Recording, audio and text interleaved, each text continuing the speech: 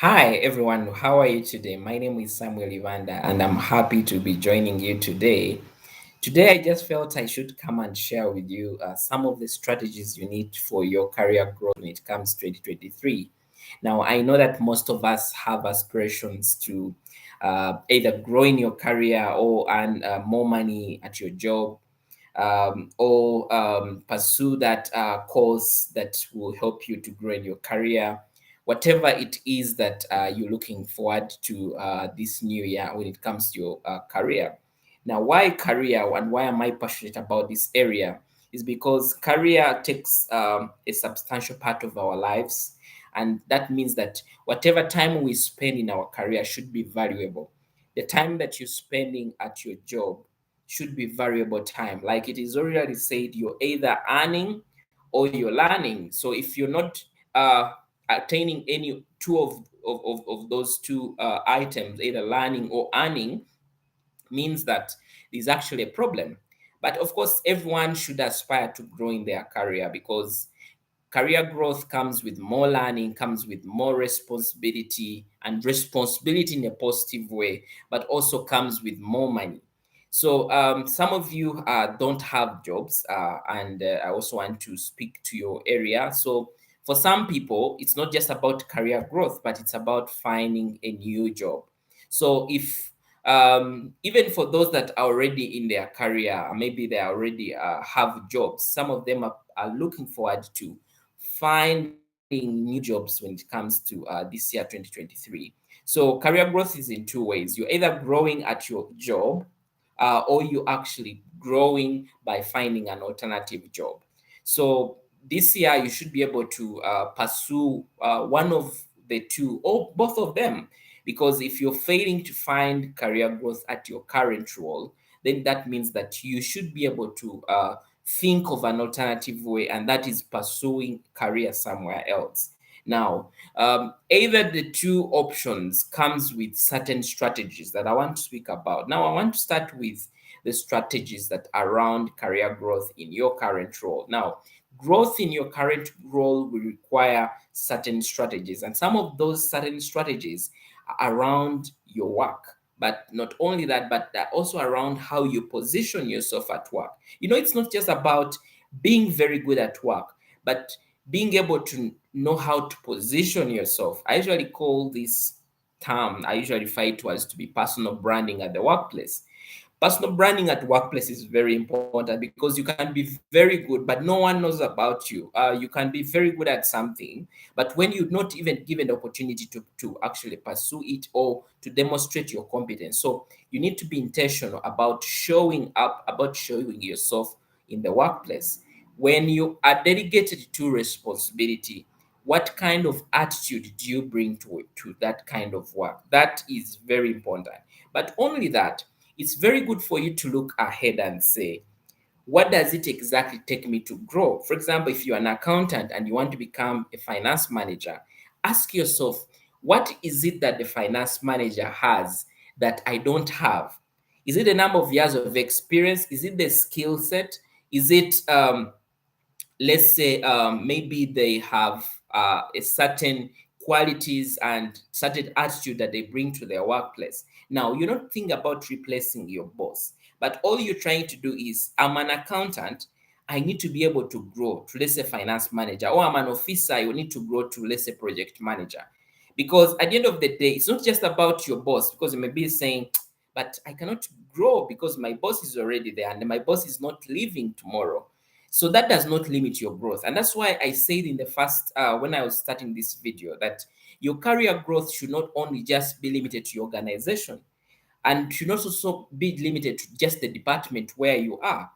But in the same way, we have also seen people that are able to grow in environments. Even when you see that there's a structure up, maybe there's a finance manager who is not about to leave.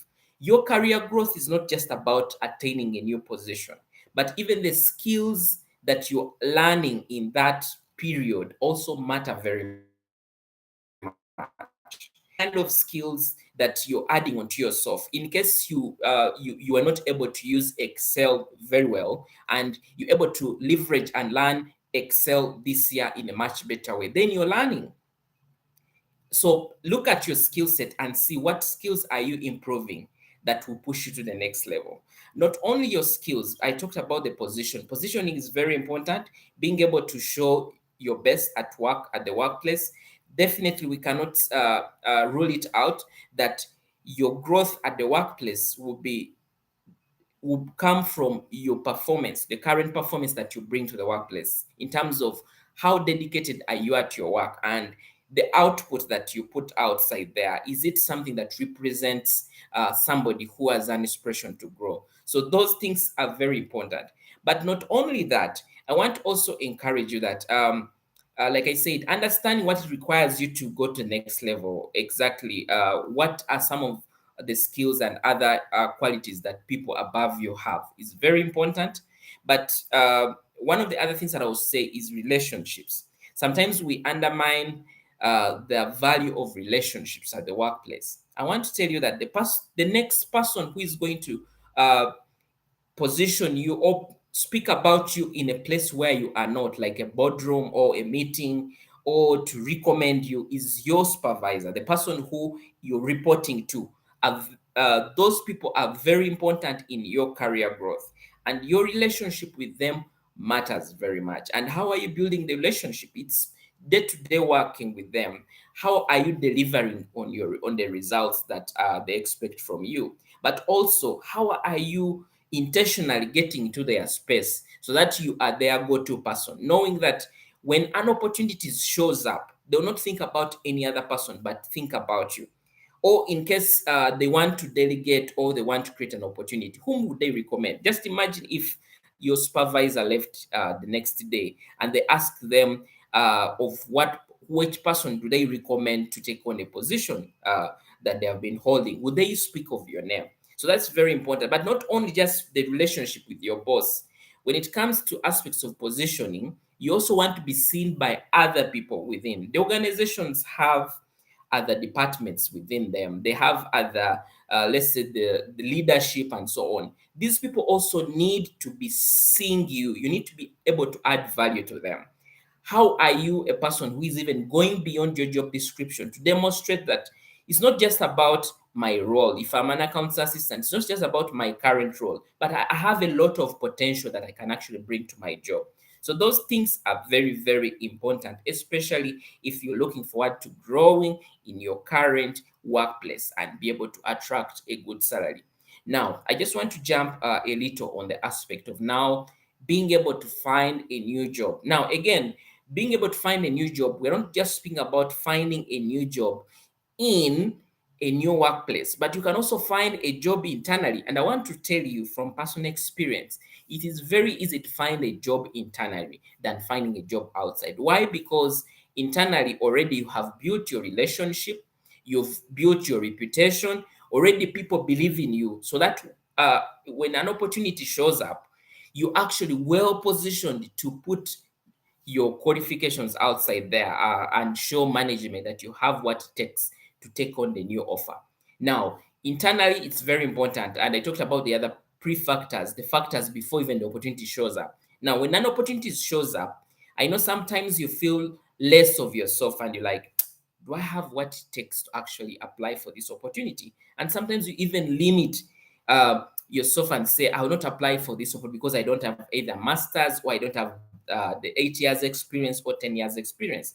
I want to tell you that if you believe you can execute that kind of work, and you have some level of experience, and you have some success stories, especially in your current role, and you have the confidence, yours is to put in your application.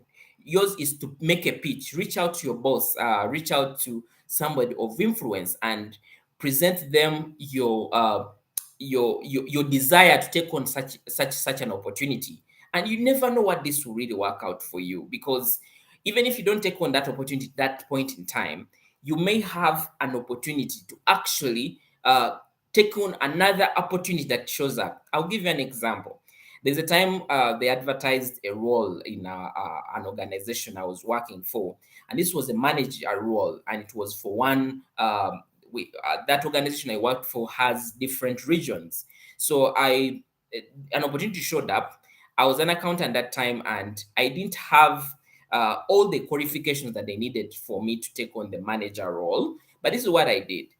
I knew that I had nothing to lose by applying. So I went on to apply for this role.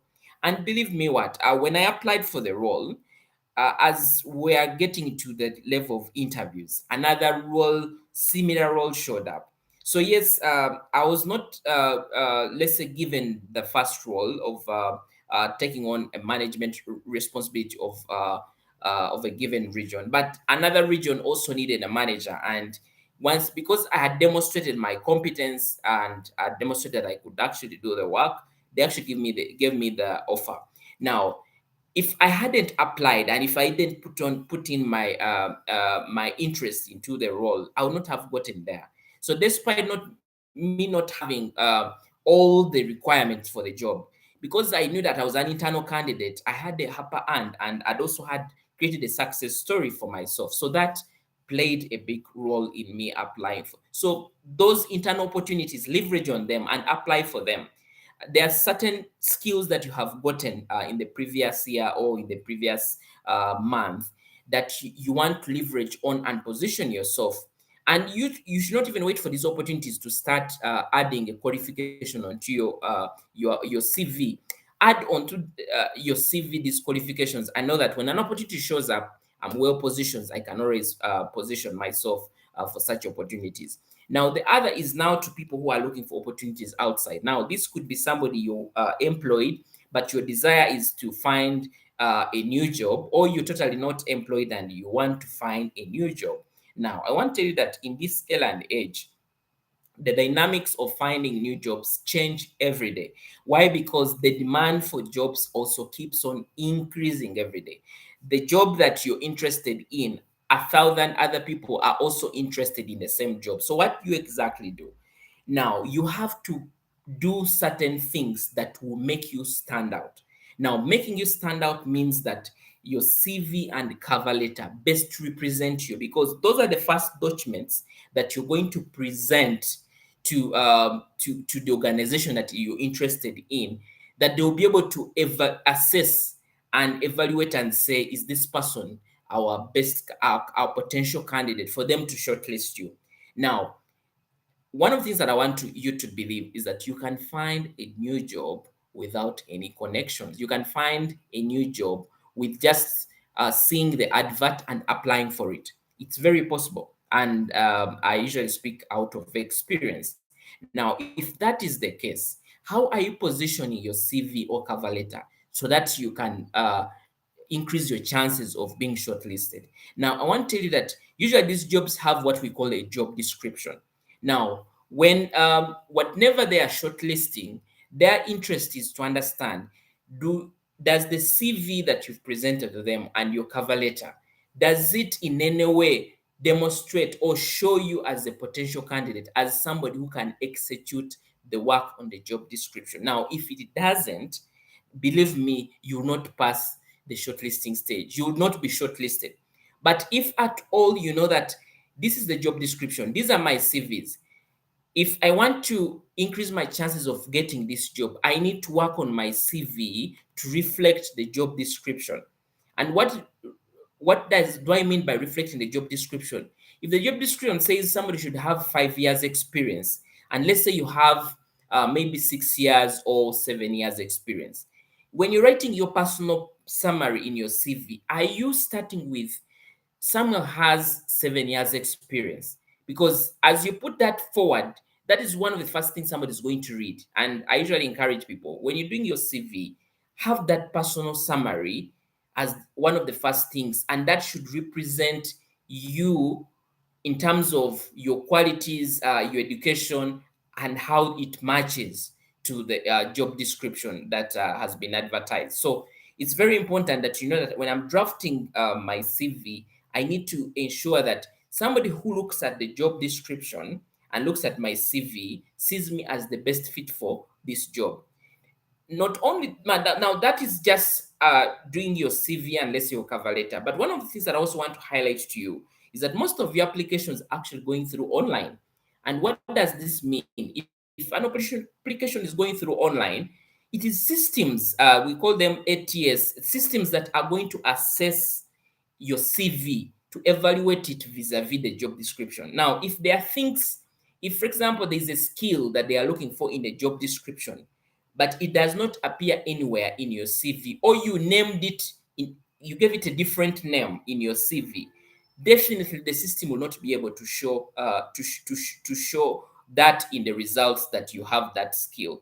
So having that in mind means that when you're drafting your CV or when you're writing that cover letter, you have in mind that if it is systems that are going to evaluate and assess my CV and cover letter, then they should be able to see what we call keywords.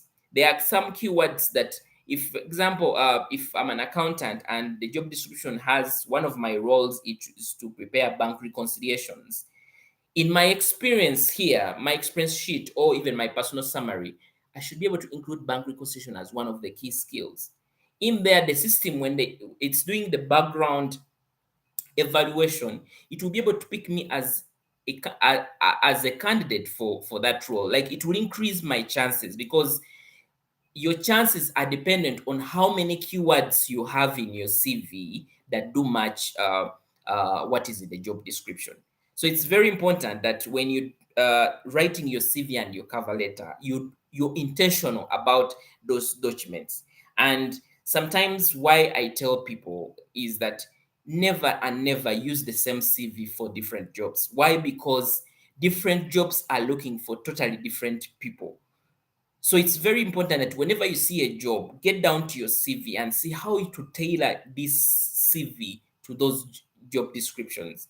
With that, you are in a position to know that I have higher chances to be shortlisted.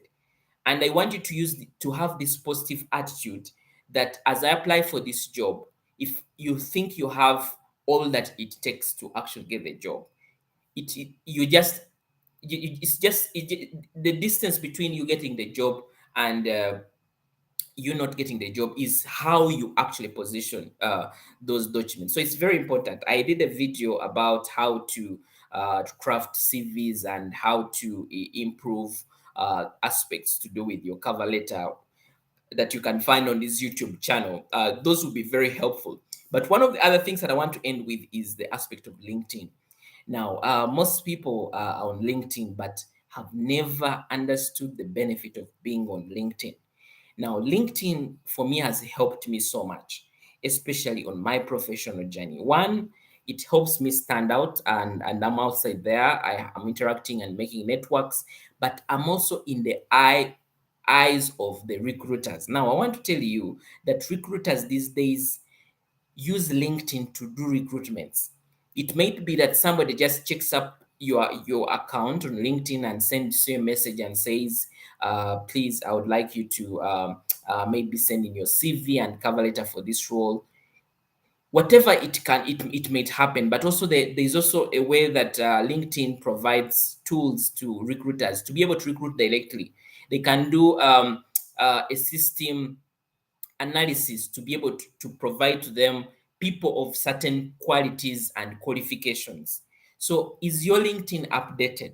If your LinkedIn is not updated this year, is something that you need to do. If you added a new qualification onto you, update it on LinkedIn. If you have some new skills that you have, update them on LinkedIn. If you have, let's say, maybe a job that you have undertaken, a project, update it. I want to tell you that you never know when that CV that you have positioned yourself on LinkedIn will help you out.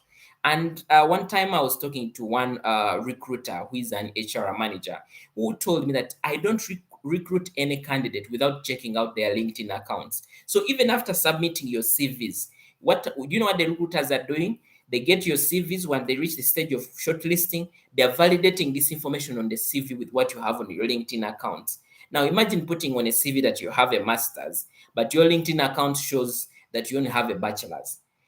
It's not that you don't have the masters, it's just that you have not updated your LinkedIn, and your LinkedIn does not represent that. So it's very important that as you have this information on your CVs, update your LinkedIns. For some jobs that are posted on LinkedIn, they even have that option of quick apply. You can actually apply through LinkedIn directly, so that the other person on the other end receives your LinkedIn account as how it would have received your CV. So at the end of the day, somebody can easily make a decision. Now imagine your LinkedIn account is not updated and you're using it to apply. You see? So it's very important. You can check out my LinkedIn channel and see how that is like. But I also want to say that I one of the services that I do offer is I help review people's CVs. So you can be able to reach out and we can be able to talk on how I can review your CV and help you highlight what are some of the weaknesses within your CV that could limit actually you being shortlisted. But also, one of the other things that I also do is LinkedIn. I help you revamp your LinkedIn. If you feel you're not confident about your LinkedIn account, it much likely it is limiting the opportunities that are coming your way in terms of recruiters reaching out to you, but also being able to develop a network that can help translate into opportunities later on. So it is something that you can also be able to reach out, and I'll definitely be able to help you. So this was a very quick one for me to just come and check in here and share with you strategies that I think would help you your career when it comes to the year 2023.